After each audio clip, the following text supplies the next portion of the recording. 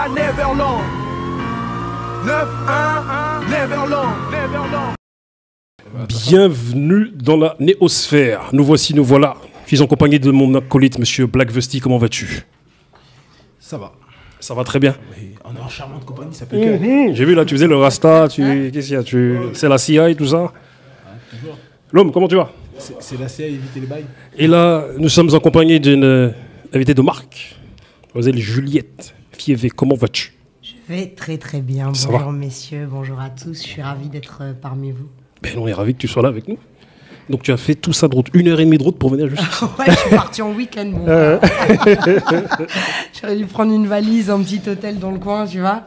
J'arrive du nord de Paris, donc là c'est un peu loin, mais le jeu en vaut la chandelle. C'est bien, c'est vraiment bien ce que vous faites, justement. Comme tu le disais, c'est pas qu'une émission de radio, c'est toute une dynamique autour de ça, de la conscientisation, des actions sociales, et je trouve que c'est important, voilà, de pouvoir participer à ça. Donc je suis honorée d'être parmi vous. Rappelons un peu qui elle est. Elle est. Écoute, Voilà. tu fais tout le boulot aujourd'hui.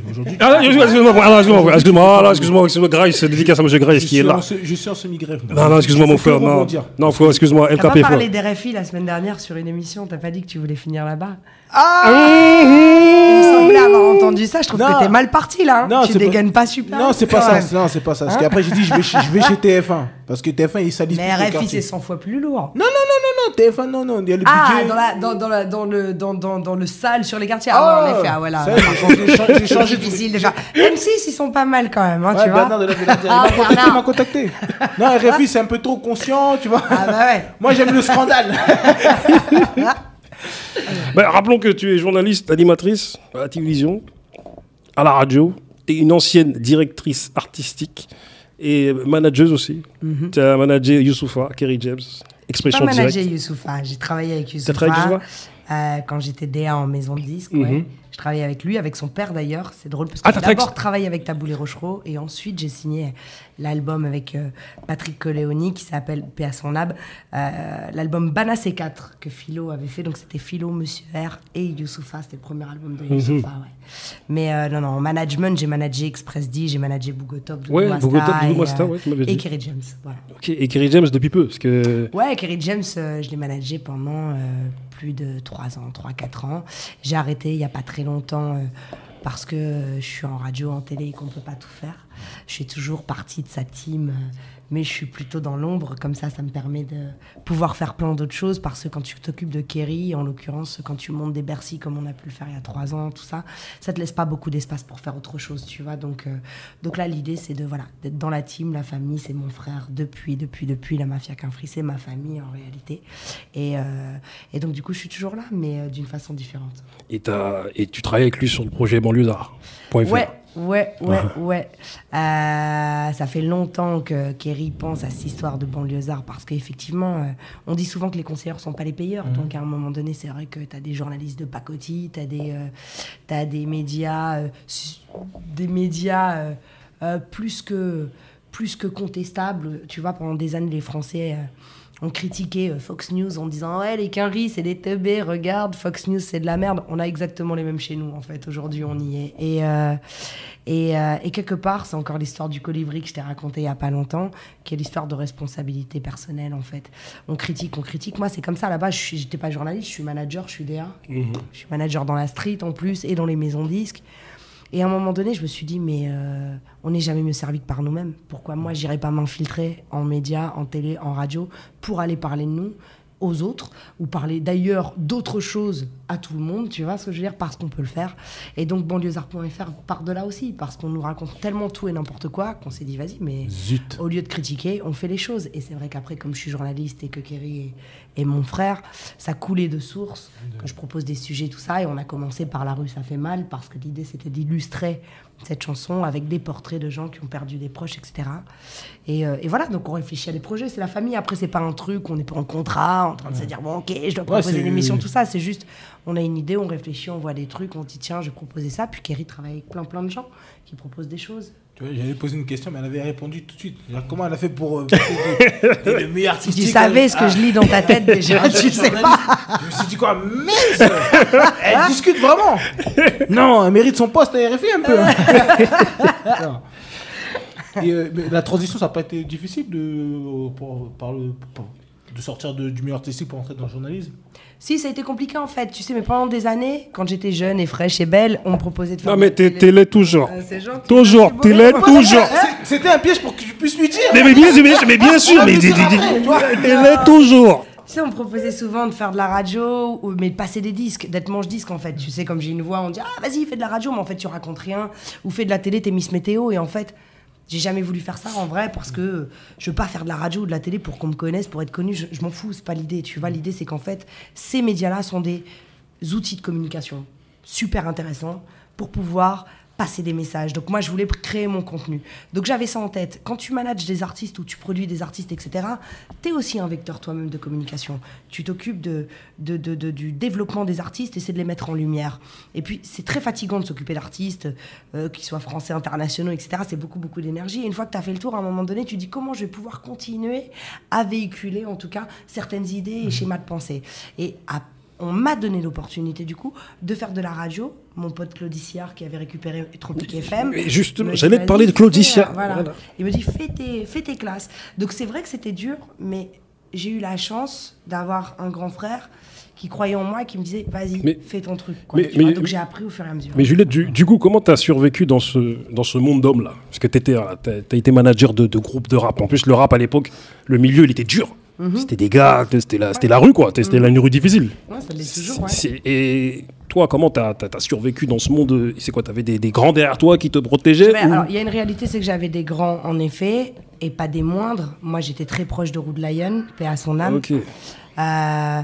Que Doudou Masta était là, que voilà, j'avais des grands derrière moi. Mais en réalité... Moi, je suis de Lille, à la base. Je suis une meuf de province. Donc, je suis venue toute seule. Je n'avais pas ces grands-là qui étaient là avec moi. Ces grands-là, ils sont venus avec moi. Ils ont décidé de me soutenir, de me donner une force parce qu'ils ont vu que j'étais plus deux-spieds électriques que n'importe quel bonhomme. Le monde est misogyne. Le rap n'est pas plus misogyne que le monde d'une façon générale. C'est plus fourbe dans d'autres univers. Donc, on ne va pas dire, tout le monde va prétendre être dans l'équité, etc. Mais je pars du principe qu'à partir du moment où tu es déter, moi j'avais 18 ans, j'étais à la campagne, j'étais à Lille, et le rap c'était mon truc, et je voulais, et j'étais déter. Et à partir du moment où j'ai quitté ma famille à Lille, avec mon petit sac à dos là, en disant je vais aller travailler dans le rap game, moi je savais que de toute façon, il fallait que je travaille 100 fois plus que n'importe qui, que je sois 100 fois plus déter, et en même temps je suis gang. Donc finalement, il y a beaucoup de mecs qui se donnent des attitudes gang, machin, musclé, mais enfin il n'y en a pas beaucoup qui sont super gang en vrai, et en même temps, je donnais pas l'opportunité aux gens de me manquer de respect. Il n'y avait pas d'histoire de manque de respect. Tu sais, après, le travail paye. T'es efficace ou t'es pas efficace. Et c'est vrai qu'en effet, il y a eu Rude Lion, il y a eu Doudou Masta, il y a eu tous ces gens-là qui, très vite, m'ont protégé, tu vois. Puis j'avais la Mafia qu'un fric qui était méga sûre, etc. Mais bien sûr que c'était compliqué, tu vois. Moi, j'ai fait des tournées à l'époque où je partais avec Express D, Rude Lion, Intouchable, OGB, Rof, et ça partait en équipe. Je sais pas si tu vois l'équipe de show. Ouais, on voit l'équipe. À Marseille, tu cherches Démon One et Mamad, paix à son âme, dans les quartiers nord à 3h du matin, et où tu sais qu'on est à une époque où ça peut vraiment partir. Ah, c'est clair. On le dit pas en studio, mais ça fait des dingueries de ouf. Et donc, tu vois, c'est des trucs... Mais à partir du moment où tu as la confiance des gens, parce que toi, tu es l'interlocuteur, tu parles aux maisons 10, tu parles aux médias, tu fais de la stratégie, tu es efficace, tu es déter, pourquoi les mecs te manqueraient de respect, en fait? La misogynie, elle vient du fait que finalement... Et encore une fois, j'ai un grand respect, par exemple, pour mon frère Dawala, un grand respect pour mon frère Lassana Diakité, un grand respect pour tous ces managers qui déchirent. Mais c'est vrai que j'en parle souvent et je rigole avec des copines ou avec des potes en disant « Ah bah super, tu vois, si j'avais été un bonhomme, tu vois, j'aurais eu un buzz intersidéral. » Et tu te rends compte qu'effectivement, c'est peut-être 20 ans plus tard, finalement, que les gens parlent de toi, te font des portraits, des trucs, et tu dis « Waouh, c'est bizarre. Pourquoi vous avez attendu tout ce temps ?» Il y a des cums, ils sortent une mixtape, ils font de la prod, ils ont sorti 3 disques, ils ont vendu 2 disques, et en fait on les met en avant. Donc la misogynie vient de là, sur la mise en avant des médias, des meufs dans le game, tu vois. Mais autrement, sincèrement, je pense que je m'en suis sortie parce que j'étais légitime, parce que je bossais. Je suis à Neverland. 9-1, Neverland. De retour dans la néosphère. Ça discutait bien la première partie. Hein. Exactement. Donc on va enchaîner la deuxième partie parce qu'Eva a beaucoup de choses à dire. Méfie-toi. Hein. En plus, on reçoit. En plus, il y a Grace qui nous a rejoint. Grace qui nous a rejoint. Attention, il ne faut pas que tu oublies ça quand même. Il y a Grace. Hein, et qui est Barberousse Team. Oui. Comment vas-tu? Mais moi, mais j'ai essayé de faire comme vous. J'ai mis du henné, ça marche pas. Ah, frère. C'est bizarre. Mon œil. Mon œil. Ouais. Ah bon? Ça va roussir au soleil. Ok, ben merci pour le Je savais conseil. pas que c'était une émission beauté, les mecs. Vous m'avez pas. Non, mais en fait, tu fais tout. Hein. Elle a fait radio, management, tout. Et elle fait même tuto beauté aussi. Beauté un peu comme À l'instant, là, elle a donné une technique à la team Si, Barberousse. ok, d'accord. mais du coup, depuis tout à l'heure, tu vois, là, tu nous parles de la misogynie qu'il n'y a pas, enfin, qui est dans la société. En fait, quelque part, tu rétablis le fait que, il y a une époque où il y avait ni but ni soumise qui venaient dans les quartiers dire comme quoi, oui, les gens des quartiers, c'est des sauvages, ils tapent les femmes, tout ça. Donc, en fait, tu rétablis que c'était des exceptions. Les gens dans les quartiers moi, qui tapaient les femmes, c'est ça, alors les après, têtes. très bien, hein, ni pute ni soumise, très bien, grand bien leur face. Tu vois, je pense que les initiatives des gens, ok, moi, j'ai pas de jugement de valeur, mais je me sens pas concernée, en fait. Non, parce que toi, t'as Je suis vécu pas avec, certaine. t'as vécu avec des hommes. C'est comme les fémènes, tu vois, à un moment donné, par contre, elles, je peux pas me les voir, tu vois, Ouais. parce que je pense que tu n'obtiens pas le respect en manquant de respect. C'est aussi simple que ça. T'arrives pas à poil dans une mosquée en espérant que le mec écoute ce que t'as à lui raconter, tu vois. Et c'est du marketing.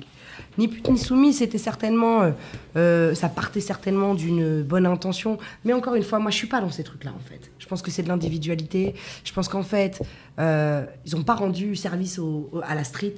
Déjà qu'on est, tu vois, enfin, c'est compliqué, on est stigmatisé constamment. D'un seul coup, t'as des meufs de la street, des mecs de la street qui disent ouais, la street c'est des merdes. Tu vois, à un moment donné, et en fait, ils finissent par se faire instrumentaliser par les politiques, etc. Et eux, comme ils ont du buzz et qu'ils voient la lumière, du coup, ça devient et tout et n'importe quoi. Puis t'as Fadela Amara qui finit ministre et qui fait plus de fautes de syntaxe que Jul, tu vois. Donc à un moment donné, moi tu vois, tout ça, moi ces trucs-là. Après, je pense que c'est bien. Je pense toujours que les gens partent d'un bon sentiment à la base. Mais je suis pas là-bas. Et souvent les gens me disent ouais, t'es militante, tout ça. Moi je suis pas militante en fait. Je fais ce que j'ai à faire dans mon truc, mais j'appartiens à rien du tout. Je représente rien du tout. J'essaie juste déjà de me représenter moi-même, quoi. Et du coup, t'as pas développé un féminisme? Non, t'es pas féministe. Je pense qu'on est. Parce qu'en plus, il y a une polémique là avec Madame Hidalgo par rapport à un espèce de festival interdit à, comment dire, qui est spécialement réservé à des gens racisés, comme ils disent, tu vois. Des gens pas forcément blancs. C'est toujours le deux poids deux interdit aux mesures, hommes. quoi. Tu vois ce que je veux dire? C'est ça. C'est-à-dire que d'un autre côté, sur d'autres festivals, il n'y a aucun problème. Mais bon, quand Marine Le Pen fait sa marche le 1er mai ou le EFN fait sa marche le 1er mai depuis 30 ans, ça pose aucun problème. Là, par contre, on ne nous casse pas les couilles que des fachos, des néo-nazis, des révisionnistes. Eux, par contre, marchent, ils sont des milliers, c'est cool et ils ont accès à tout pareil, tu vois. Donc, à un moment donné, c'est ça. Moi, je suis pour la liberté d'expression. Tout le monde fait ce qu'il veut, tout et n'importe quoi, mais il faut que ce soit valide pour tout le monde. Donc, cette histoire de féminisme, moi, je pense que les hommes, les femmes, voilà, on est égaux, évidemment. On est différents, donc complémentaires. Tu vas dans des sociétés matriarcales comme ça, comme très féministes, comme au Canada, les meufs, elles pleurent, en fait, parce que finalement, elles poussent le truc jusqu'au point de... Comme les mecs peuvent marcher torse nu dans la rue, elles ont fait voter une loi pour que les meufs marchent topless. Mais à quelle heure tu marches topless? Tu vois ce que je veux dire?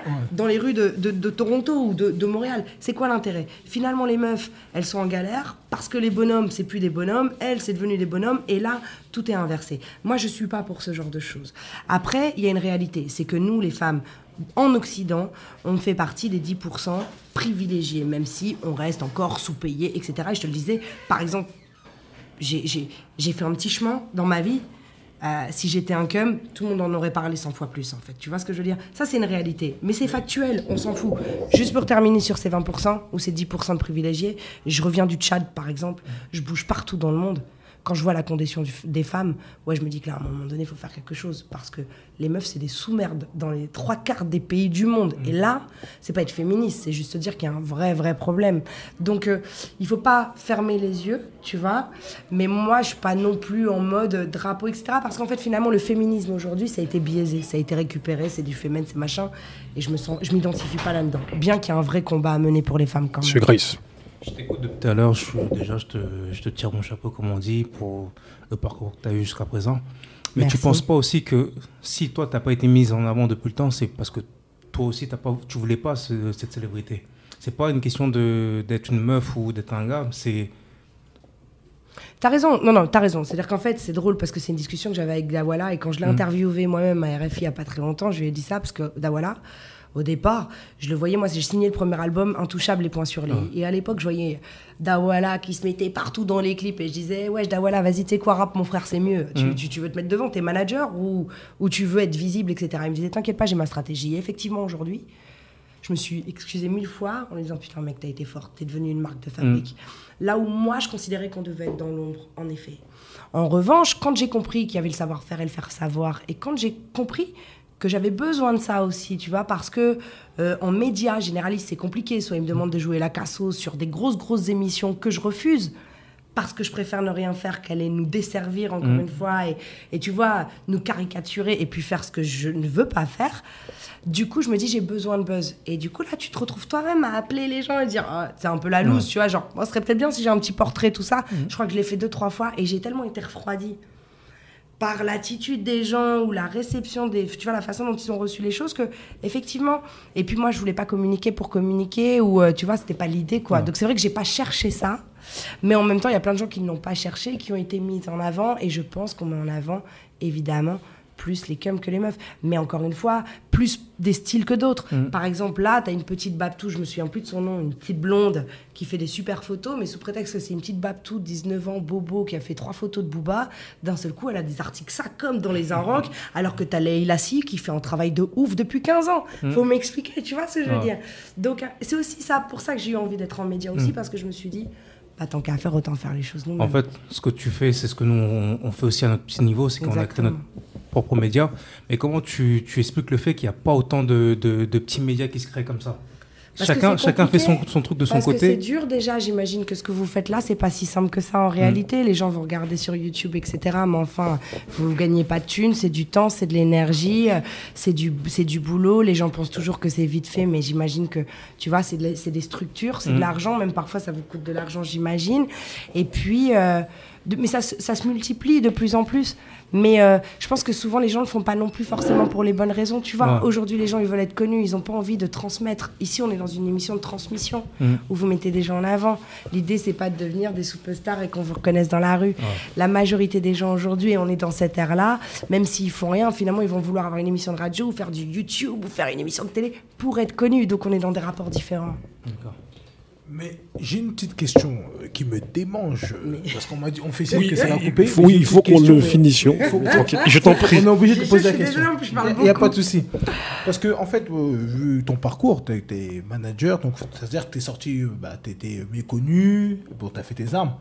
Pourquoi, quand vous arrivez au sommet, vous avez des bons artistes, vous orientez pas aussi les artistes dits tête d'affiche vers les petites radios comme celle-là pour essayer d'avoir plus de force? Moi, je le fais.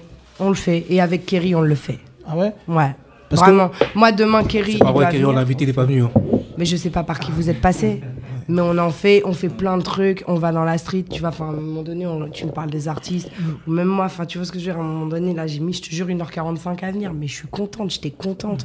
Et en vrai, tout dépend du management, tout dépend de ton état d'esprit. Il y a souvent des gens qui oublient juste d'où ils viennent à partir du moment où ils ont fait des pépettes et ils vendent des disques, etc. Mais c'est pas le cas de tout le monde. Je pense que souvent, c'est un problème d'interlocuteur plus qu'autre chose. Parce que je suis sûre que des mecs comme Lino, Joe, t'es là. Lino, il viendrait. Il y a plein de gens qui peuvent venir. Et ils seraient contents justement de parler avec des vrais gens plus que même avec des mecs de radio mainstream qui vont dire et alors tu comprends non, ils vont être blasés, tu vois ce que je veux dire, c'est plus agréable d'être avec vous. On a essuyé pas mal de refus et je trouve ça dommage. Ouais, mais t'es passé par les maisons de disques qui, elles, en ont rien à foutre. Si tu passes par le management direct ou les équipes directes, là, ça change. Écoutez, on va devoir terminer, mais quoi qu'il en soit... Non, termine pas, on c'est comment va faire l'after, on va pouvoir discuter. Mais quoi qu'il en soit, en tout cas, Kerry James, moi j'ai envoyé un mail, normalement je devrais en recevoir, je suis passé par Lisa. Mais... Ouais, qui est super. Donc il n'y a pas de souci, elle me répond, tout ça, donc il n'y a pas de souci. Et puis je lui en parlerai de toute façon. Voilà. Et Lisa, si tu me vois, c'est notre pote. T'inquiète, elle m'envoie des messages, tout. Mais C'est mort. C'est les on est ensemble. C'est dead, Lisa. En tout cas, ce qui est sûr, c'est que c'était la Néosphère avec Monsieur Grice, Monsieur Black Vesty et Mademoiselle Juliette Fivet. Merci à toi. Et Monsieur Bouba, merci beaucoup. Merci à vous. Jean-Luc de la Street. Ok, donc on vous dit à la semaine prochaine. Yes. Je suis à Neverland. 9-1, Neverland.